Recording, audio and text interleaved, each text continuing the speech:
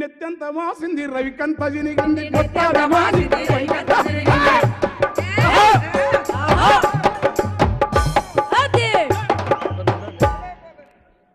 కుంచి పేలికలు కట్టి కుంచి పేలికలను సాహిత్య వస్తువు చేయాలని తెలిసిన ఏకైక మొదటి ప్రజాకవి గద్దరు నాజర్ సుద్దా.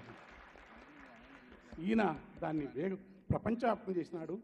కాలువై కన్నీరు గారా కండ్లపై రెండు చేతులాడ అని మైక్రో లెవెల్ అబ్జర్వేషన్ సుద్దాలని ఉంటుంది.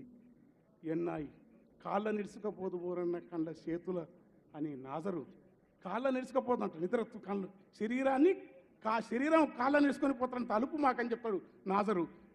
ఏనాటిగా అలాంటి వారసత్వ పరంపరలో వంగపండు గారు గద్దరన్న వల్ల మేము పాటలు మేము తెల్లారి వరకు రాస్తాం. మాకు అదృష్టం వస్తుంటే కానీ గద్దరన్న చదువుకోకుండా చదువుకొని అలంకార